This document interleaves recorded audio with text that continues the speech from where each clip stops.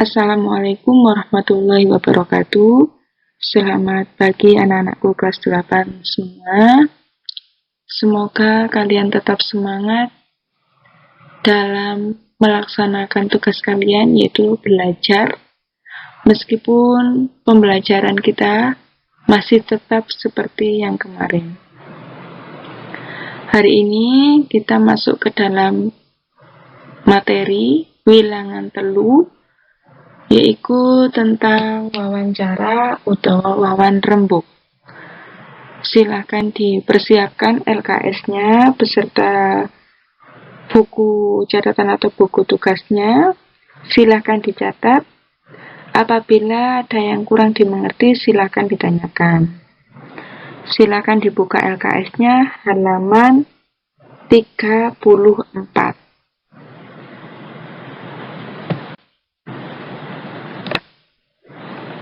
Oke, saya akan memulai menjelaskan tentang pangerten wawancara utawa wawan rembug. Siji, wawancara iku kegiatan awujud dialog kanggo nglumpukake informasi kang gumatuk kanthi menehi pitakonan marang narasumber utawa para. Jadi kalau dalam bahasa Indonesia, wawancara itu kegiatan dialog yang bertujuan untuk mengumpulkan informasi yang sesuai dengan memberikan pertanyaan-pertanyaan kepada narasumber. Itu maksudnya kalau dalam bahasa Indonesia.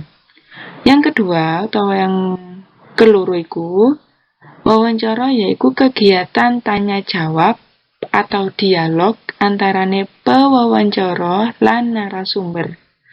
Pewawancara yaiku wong sing nganakake wawancara. Narasumber yaiku paraga sing dianggep mangerteni sakabehane informasi, utawa paraga sing ditakoni lan mangsuli kabeh pitakon kang diajokake oleh pawawancara. Itu pangerten sing nomor loro. Ada penjelasan pawawancara lan narasumber.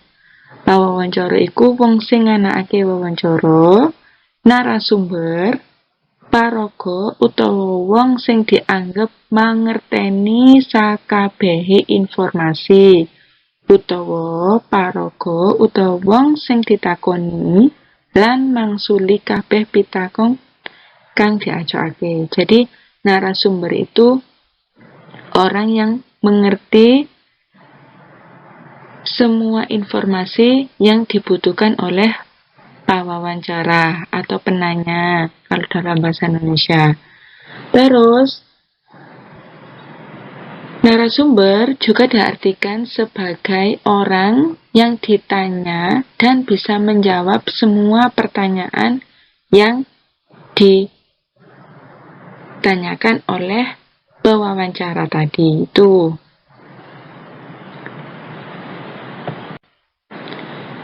Jenis-jenis sing wawan rembug utawa wawancara. Siji, wawancara bebas utawa mardika.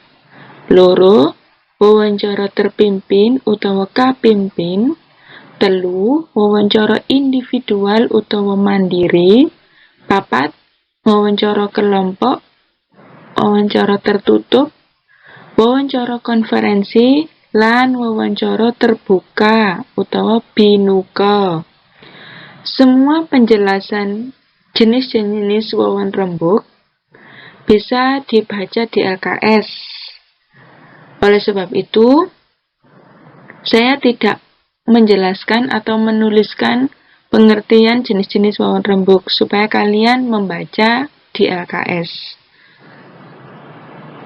Semua penjelasan jenis-jenis wawan rembug itu sudah tertulis jelas di LKS, sehingga kalian harus membaca dan memahami penjelasan tersebut.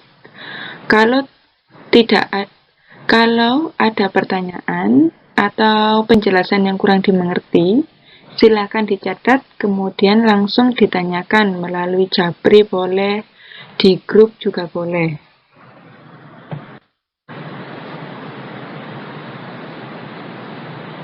Oke, saya lanjutkan. Di slide selanjutnya ini kita akan mengetahui ancase utawa tujuane wawan rembug. Ancase iku disebut dengan tujuan. Tujuan wawan rembug, siji golek informasi, loro golek bebakalan cerita, telu golek opini utawa panemu. Iku tujuane wawan rembug. Yang pertama adalah mencari informasi, yang kedua bebakalan cerita atau mencari rancangan utawa rencana suatu cerita. Yang ketiga adalah mencari opini atau pendapat seseorang. Itu tujuannya. Selanjutnya yaitu parangane wawancara atau susunannya wawancara. Yang pertama adalah pambuka, yang kedua isi atau wosing, yang ketiga adalah panutup. Pembuka yaitu namungake topik atau menjelaskan suatu topiknya tentang apa. Misalnya kalau kalian topiknya tentang pandemi, itu harus dijelaskan dulu. Kalau wawancaranya itu tentang pandemi atau tentang virus corona, kayak gitu. Pembukanya harus dijelaskan terlebih dahulu. Sing keloro, isi utawa sing ngajokake pitakonan marang paran para. Isinya yaitu berisi tentang dialog atau tanya jawab kepada narasumber tentang virus corona atau tentang pembelajaran daring. Kalau virus corona, kalau topiknya tentang virus corona, tentang virus apapun itu kalian narasumbernya harus mencari seseorang yang benar-benar mengerti tentang virus. Contohnya dokter, kayak gitu. Terus kalau kalian topiknya tentang pendidikan, itu narasumbernya harus sesuai dengan mendatangkan pakar pendidikan atau kepala sekolah atau guru itu yang mengerti tentang pendidikan. Yang ketelu, panutup. Panutup itu ringkesan wawancara. Jadi panutup itu kesimpulan dari wawancara. Persiapan sadurunge wawan rembug, yaitu hal-hal yang harus disiapkan sebelum wawancara. Yang pertama adalah nemtokake topik, menentukan topik. Topiknya apa yang akan diadakan. Terus yang kedua, nemtokake ancas. Nemtokake ancas utawa tujuan. Tujuannya apa mengadakan wawancara itu. Terus yang ketiga, nemtokake daftar pitakon, harus membuat daftar pertanyaan terlebih dahulu. Kalau wawancara mendadak tanpa menentukan daftar pertanyaan, itu pertanyaannya itu akan biasanya akan nyeleneh atau jauh dari topik yang dibicarakan. Bisa saja keluar dari topik kayak gitu. Makanya kalau mau merencanakan suatu wawancara, itu harus dipersiapkan daftar pertanyaannya, tujuannya, topiknya apa, supaya berkesinambungan. Terus yang keempat, nemtokake narasumber. Kalau mau wawancara, harus dengan narasumber yang sesuai dengan topik yang akan dibicarakan. Jika topiknya tentang kesehatan, narasumbernya boleh dokter, boleh ahli gizi, atau bidan atau yang lain, pokoknya yang mengerti tentang kesehatan. Terus yang kelima, gawe janji karo narasumber. Itu yang paling penting. Kalau tidak ada perjanjian dengan narasumber, maka narasumber akan kebingungan. Aku gak ono janji ambek wong iki kok moro-moro diajak wawancara. Kayak gitu. Nanti tambah masalah kalau seperti itu. Jadi persiapan saat durunge wawan rembug itu harus mencari narasumber, terus diajak perjanjian, kapan bisanya, tempatnya di mana, itu harus dipersiapkan juga supaya narasumbernya juga siap.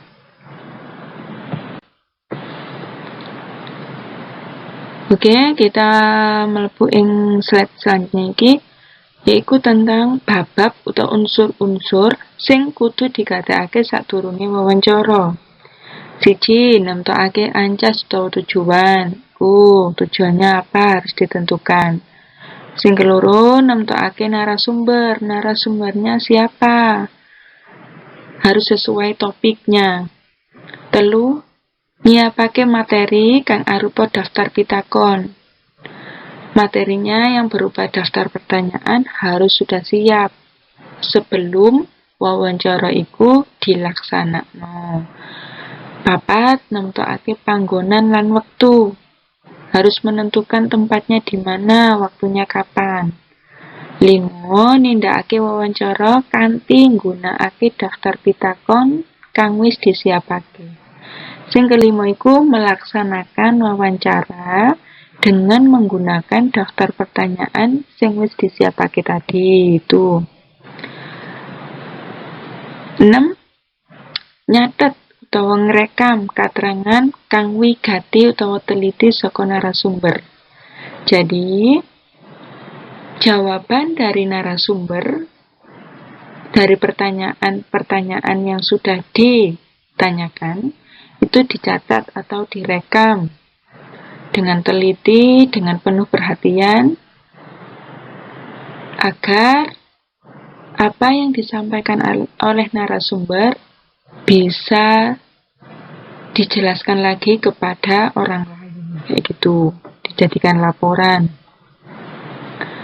Terus selanjutnya nggunakake unggah-ungguh basa marang wong sing diajak wawancara. Jadi harus tetap menggunakan unggah-ungguh basa. Harus menggunakan sopan santun, menggunakan bahasa yang cocok. Seperti itu. Terus yang terakhir, nyusun hasil kegiatan kang awujud palaporan. Yang terakhir adalah menyusun hasil kegiatan yang berbentuk pelaporan. Seperti itu. Jadi bab-bab iki harus diperhatikan, yang harus diperhatikan sebelum melaksanakan wawancara. Oke, anak-anakku semua, penjelasan dari Bu Ila sampai di sini. Kita sambung minggu depan. Jika ada yang kurang dimengerti, silakan ditanyakan. Untuk penjelasan-penjelasan yang lebih jelas, kalian bisa membaca di LKS dan mencari referensi lain, bisa di internet atau buku-buku yang lain. Jika ada yang kurang dimengerti, saya ulangi lagi, ditanyakan. Contoh wawancara atau tulodo wawancara itu bisa dilihat di halaman 35. Bisa dilihat di halaman 35 di LKS. Itu contoh utawa tulodo wawancara. Contoh-contoh yang lain bisa dilihat di buku referensi yang lain, boleh di internet. Jika ada bahasa-bahasa yang kurang dimengerti atau kata-kata yang kurang kalian mengerti, silakan ditanyakan. Saya akhiri. Wassalamualaikum warahmatullahi wabarakatuh.